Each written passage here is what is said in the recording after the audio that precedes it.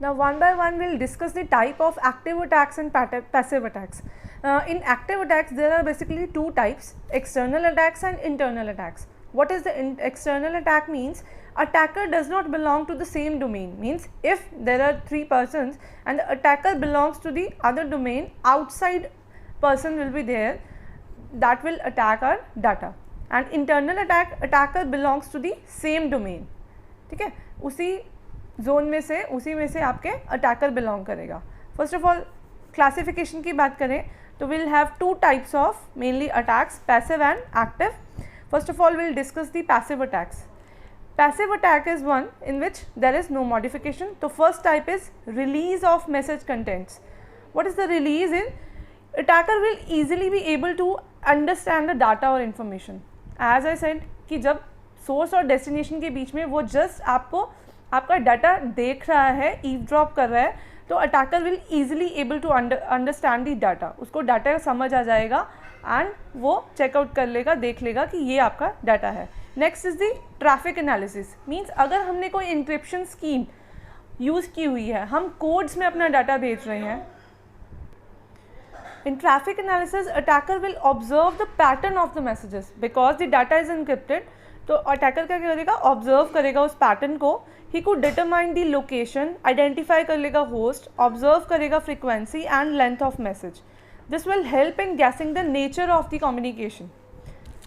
Okay, the next is the active attacks. Active attack is basically जिसमें हमारी modification possible है. So first type of attack is masquerade.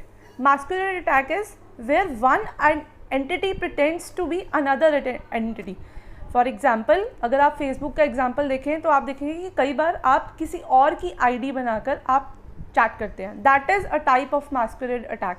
For example यहाँ पर B है, सी से communicate कर रहा है, but it pretends to be A, कि वो ए बनकर सी से चैट कर रहा है. Okay, this is the type of masquerade attack.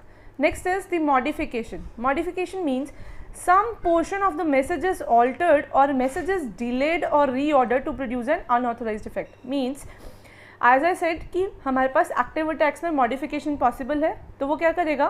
Suppose A ने B को message send किया 100 rupees to John, give 100 rupees to John. That message will be altered by the, modified by the attacker, that is give 500 rupees to Gaurav. The whole message is altered and for example एक और example आप देख सकते हैं इसका, कि अगर आपको कहा गया है, एक टीचर ने कहा है कि कल आपका टेस्ट है, तो आपने क्लास काउंसलर को मैसेज दिया गया. उस काउंसलर ने क्या किया? वो मैसेज आज भेजने की बजाय कल भेजा और कहा कि टेस्ट कल होगा. तो होल स्टूडेंट्स विल, सब स्टूडेंट्स को लगेगा कि मैसेज कि टेस्ट आज नहीं कल है. तो the whole message is altered और उससे क्या होगा? उसके इफ़ेक्ट्स गलत हो जाएंगे. And the third one is replay. Replay means it involves the passive capture of a message and subsequent retransmissions to produce an unauthorized effect. Means for example A ने B को कोई information send की और B ने उसका reply कर दिया, but C then again pretends to be A and send that message again and again to collect that information. And the last one is denial of service, DOS attack. It is also known as DOS attack. It is basically the type of, it prevents the normal use of communication facilities. Basically इसमें होता क्या है? Attacker क्या करेगा? हमारे resources, जितने भी resources हैं उनको ओवरलोड करने की कोशिश करेगा ताकि जो हमारा सोर्स है उसको वो रिसोर्सेज ना मिल पाए. It is a disruption of an entire network, whether by disabling the network or by overloading it by messages so as to degrade the performance. For example अगर A ने सर्वर से कुछ डिमांड की है कुछ रिसोर्सेज की, but attacker ने उसको ओवरलोड कर रखा है फेक रिक्वेस्ट की वजह से ताकि वो रिसोर्सेज A को ना मिल पाए. So it prevents the normal use of communication facilities. तो these are the types of attacks we have covered. It is the part of unit 4.